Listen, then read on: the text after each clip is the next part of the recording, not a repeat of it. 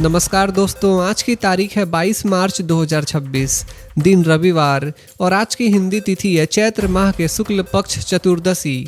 तो दोस्तों, सबसे पहले तो आज के दिन का इतिहास जान लेते हैं। आज 22 मार्च को पूरी दुनिया में वर्ल्ड वाटर डे यानी विश्व जल दिवस मनाया जाता है। इस दिन का उद्देश्य वाटर कंजर्वेशन के महत्व को समझाना और लोगों को जल बचाने के लिए जागरूक करना है। यह दिवस यूनाइटेड नेशंस द्वारा घोषित किया गया है। पानी जीवन का आधार है, इसलिए इसका सही उपयोग और संरक्षण हम सभी की जिम्मेदारी है। और आज 22 मार्च को बिहार डे यानी बिहार दिवस भी मनाया जाता है। साल 1912 में आज ही के दिन बिहार को बंगाल से अलग करके एक स्वतंत्र राज्य बनाया गया था। यह दिन बिहार की समृद्ध संस्कृति, इतिहास और पहचान को सेलिब्रेट करने का अवसर है। आज बिहार शिक्षा, संस्कृति और विकास के क्षेत्र में लगातार आगे बढ़ रहा है। तो दोस्तों, ये था आज के दिन का इतिहास। तो चलिए अब जानते हैं आज की देश दुनिया भर की सबसे बड़ी खबरें। ग्रामीण विकास और महिलाओं को आत्मनिर्भर बनाने की दिशा में बड़ी पहल सामने आई है। आंध्र प्रदेश के एनटीआर जिले में गुंतुपल्ली स्थित राइज सेंटर को नीति आयोग से 1,55,00,000 रुपए की वित्तीय मदद मिली है। यह केंद्र खास तौर पर ग्रामीण महिलाओं को स्किल ट्रेनिंग और एंटरप्रेन्योरशिप के लिए तैयार कर रहा है। यहाँ AI based skill training, spoken English, solar panel installation और माइक्रो बिजनेस जैसे कोर्सेज कराए जा रहे हैं। अब तक 1000 से ज़्यादा महिलाओं को ट्रेनिंग दी जा चुकी है और 300 से ज़्यादा परिवारों ने अपना छोटा बिजनेस शुरू किया है। सरकार का लक्ष्य वन फैमिली वन एंटरप्रेन्योर के तहत रोजगार और सेल्फ एम्प्लॉयमेंट को बढ़ावा देना है। दिल्ली की मुख्यमंत्री रेखा गुप्ता ने कल प्रधानमंत्री नरेंद्र मोदी से मुलाकात की। बताया जा रहा है कि इस बैठक में दिल्ली के विकास, प्रशासन और अन्य अहम मुद्दों पर चर्चा हुई। यह मुलाकात प्रधानमंत्री आवास पर हुई, जहां दोनों नेताओं ने राजधानी से जुड़े कई विषयों पर विचार विमर्श किया। ऐसी बैठकों को केंद्र और राज्य सरकार के बीच बेहतर कोऑर्डिनेशन और विकास योजनाओं को आगे बढ़ाने के लिए अहम माना जाता है। नवरात्रि के पावन अवसर पर प्रधानमंत्री नरेंद्र मोदी ने खास संदेश साझा किया है।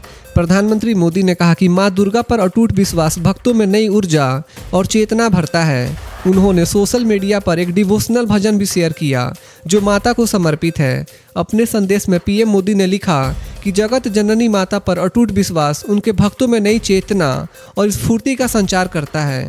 देश भर में नवरात्रि का पर्व भक्ति और उत्साह के साथ मनाया जा रहा है। वेस्ट एशिया के हालात को लेकर भारत और ईरान के बीच अहम बातचीत हुई है। प्राइम मिनिस्टर नरेंद्र मोदी ने ईरान के प्रेसिडेंट डॉक्टर मसूद पेजेस्कियन से फ़ोन पर बातचीत की है। दोनों नेताओं ने क्षेत्र की मौजूदा स्थिति पर चर्चा की और शांति व स्थिरता पर जोर दिया। पीएम मोदी ने ईद और नौरूज के मौके पर शुभकामनाएं भी दीं। उन्होंने हाल ही में हुए इंफ्रास्ट्रक्चर पर हमलों की निंदा करते हुए कहा कि इससे ग्लोबल सप्लाई चेन और रीजनल स्टेबिलिटी पर असर पड़ता है। साथ ही शिपिंग रूट्स को सुरक्षित रखने की ज़रूरत पर भी जोर दिया गया। पीएम मोदी ने ईरान का धन्यवाद भी किया, जो वहां रह रहे भारतीयों की सुरक्षा सुनिश्चित कर रहा है। वेस्ट एशिया के तनाव के बीच भारत सरकार ने एलपीजी को लेकर बड़ा फैसला लिया है। सरकार ने कमर्शियल एलपीजी एलोकेशन में 20% की और बढ़ोतरी को मंजूरी दी है, जिससे कुल एलोकेशन अब 50% हो गया है। इसमें 10% हिस्सा पीएनजी एक्सपेंशन से जुड़े रिफॉर्म्स के आधार पर दिया जाएगा। यह अतिरिक्त एलपीजी खास तौर पर restaurants, dhabas, hotels, industrial canteens और डेयरी जैसे सेक्टर्स को प्राथमिकता से दिया जाएगा। सरकार ने साफ कहा है कि देश में पेट्रोल, डीजल और एलपीजी की कोई कमी नहीं है और लोगों को पैनिक करने की ज़रूरत नहीं है। सरकार लगातार सप्लाई सिस्टम को मजबूत कर रही है ताकि किसी तरह की दिक्कत न हो। भारत के रक्षा मंत्री राजनाथ सिंह ने कहा है कि दुनिया इस समय गंभीर संकट के दौर से गुजर रही है। उन्होंने कहा कि कई क्षेत्रों में जारी संघर्ष ने ग्लोबल स्टेबिलिटी को प्रभावित किया है।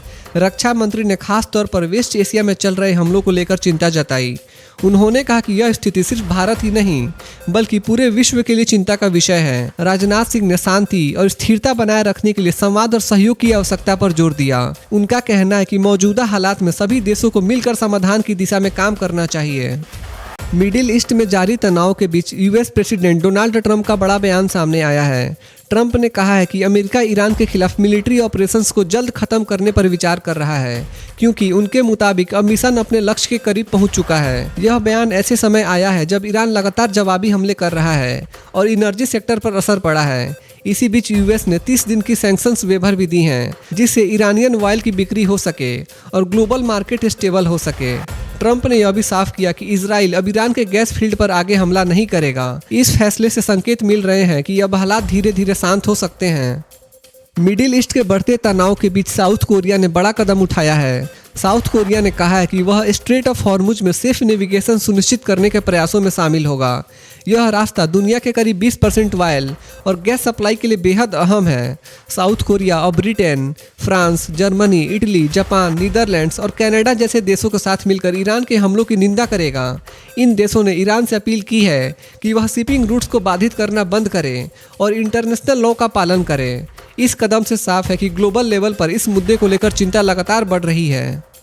डोनाल्ड ट्रंप ने कहा कि यह युद्ध मिलिटरीली वोन है, लेकिन ग्राउंड रियलिटी इससे अलग नजर आ रही है। ईरान लगातार जवाबी हमले कर रहा है और स्ट्रेट ऑफ हॉर्मुज को प्रभावित करके ग्लोबल ऑयल और गैस सप्लाई पर दबाव बना रहा है। ट्रंप ने नाटो देशों को सपोर्ट न देने पर उन्हें डरपोक कहा है, जिससे अमेरिका की एलिज के साथ दूरी भी बढ़ी है। साथ ही ज़्यादा ट्रूप्स भेजने की तैयारी भी चल रही है, जो उनके पहले दिए गए शॉर्ट वार वाले वादे के उलट है। एक्सपर्ट्स का मानना है कि ट्रंप के सामने अब दो रास्ते हैं, या तो युद्ध को और तेज करें या इसे खत्म करने का रास्ता निकालें। ईरान की राजधानी बगदाद में हालात लगातार बिगड़ते जा रहे हैं। ताज़ा रिपोर्ट के मुताबिक बगदाद इंटरनेशनल एयरपोर्ट के पास स्थित कैंप विक्ट्री पर ड्रोन और रॉकेट से हमला किया गया है, जिससे वहां बहुत आग लग गई और आसमान में धुएं का गुबार देखा गया। इस हमले की जिम्मेदारी ईरान समर्थित मिलिटिया ग्रुप्स ने ली है, जो इसे यूएस मिलिट्री बेस बता रहे हैं। पिछले कुछ दिनों में बगदाद में ऐसे कई हमले हो चुके हैं, जिनमें यूएस एम्बेसी के पास भी ड्रोन्स इंटरसेप्ट किए गए। कुछ हमलों में सिक्योरिटी फोर्सेस के घायल होने की भी खबर है। इन हमलों को मिडिल ईस्ट में बढ़ते यूएस ईरान टेंशन से जोड़कर देखा जा रहा है, जिससे हालात और ज़्यादा गंभीर होते जा रहे हैं। मिडिल ईस्ट के तनाव के बीच एक अहम कूटनीतिक खबर सामने आई है।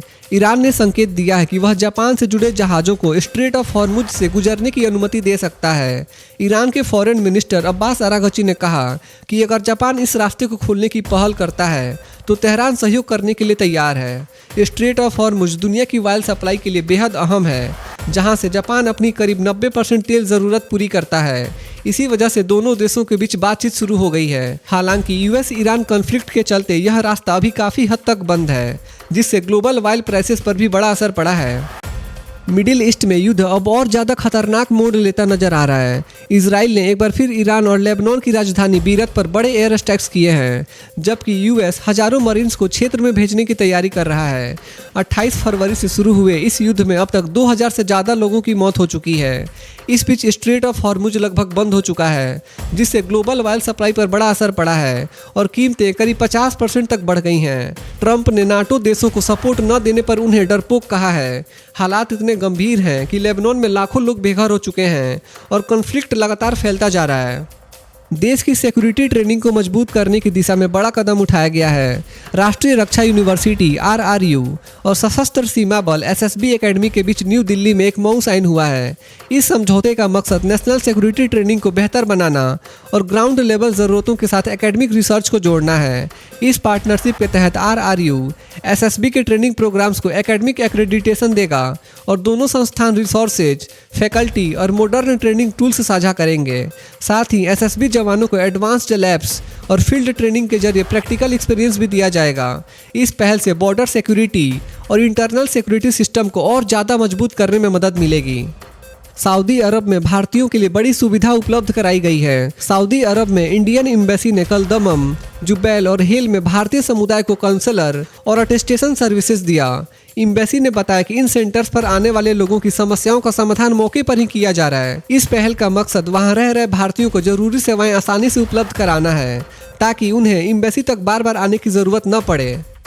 राष्ट्रपति द्रौपदी मुर्मू के उत्तर प्रदेश दौरे का कल आखिरी दिन रहा। उन्होंने कल मथुरा के गोवर्धन स्थित दनघाटी टेम्पल में पूजा अर्चना की और पारंपरिक गोवर्धन परिक्रमा भी की।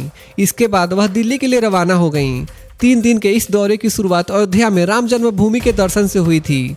इसके बाद उन्होंने वृंदावन में इस्कॉन टेम्पल और प्रेम मंदिर में भी पूजा की। साथ ही उन्होंने रामाकृष्ण मिशन सेवा आश्रम में नए ऑन्कोलॉजी ब्लॉक का भी उद्घाटन किया। इस दौरे में राष्ट्रपति ने धार्मिक और सामाजिक कार्यक्रमों में हिस्सा लिया। भारत सरकार ने इनकम टैक्स रूल्स 2026 को लागू करने का नोटिफिकेशन जारी कर दिया है, जो अगले महीने की 1 तारीख से लागू होंगे।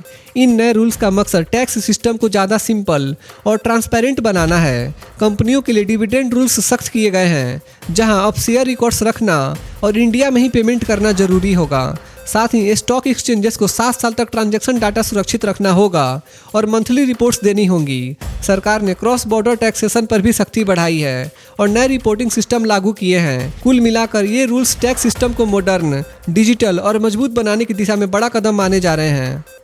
भारत ने एनर्जी सेक्टर में एक और बड़ी उपलब्धि हासिल की है। भारत ने लगातार दूसरे साल 1 बिलियन टन कोयल प्रोडक्शन का माइलस्टोन पार कर लिया है। कोयल मिनिस्ट्री के अनुसार यह उपलब्धि देश की एनर्जी सिक्योरिटी को और मजबूत करेगी और इंडस्ट्रीज को लगातार फ्यूल सप्लाई सुनिश्चित करेगी। इस बढ़े हुए प्रोडक्शन से पावर सेक्टर को भी बड़ा फायदा मिला है और थर्मल पावर प्लांट्स में कोयल स्टॉक रिकॉर्ड स्तर पर बना हुआ है। सरकार का कहना है कि इससे देश की बढ़ती एनर्जी डिमांड को आसानी से पूरा किया जा सकेगा। यह कदम विकसित भारत 2047 के लक्ष्य की ओर एक मजबूत पहल माना जा रहा है। आज 24 कैरेट सोने की कीमत लगभग 15,100 से 15,300 रुपये प्रति ग्राम के आसपास चल रही है, यानी करीब 1,51,000 से 1,53,000 रुपये प्रति 10 ग्राम पर सोना कारोबार कर रहा है। वहीं अगर चांदी की बात करें तो आज चांदी की कीमत करीब 260 से 270 रुपये प्रति ग्राम है, यानी लगभग 2,60,000 से 2,70,000 रुपये प्रति किलो के आसपास ट्रेड कर रही है। खबरों के मुताबिक इस हफ्ते सोना और चांदी दोनों में गिरावट देखने को मिली है। तो दोस्तों आज के लिए बस इतना ही था। देश भर के छोटे बड़े अपडेट्स और हर दिन के लेटेस्ट न्यूज़, करेंट अफेयर्स देखने के लिए हमारे यूट्यूब न्यूज़ चैनल इंडियन जनता न्यूज़ को सब्सक्राइब जरूर करें। मिलते हैं अगले वीडियो में, तब तक के लिए बाय बाय, टेक केयर, जय हिंद।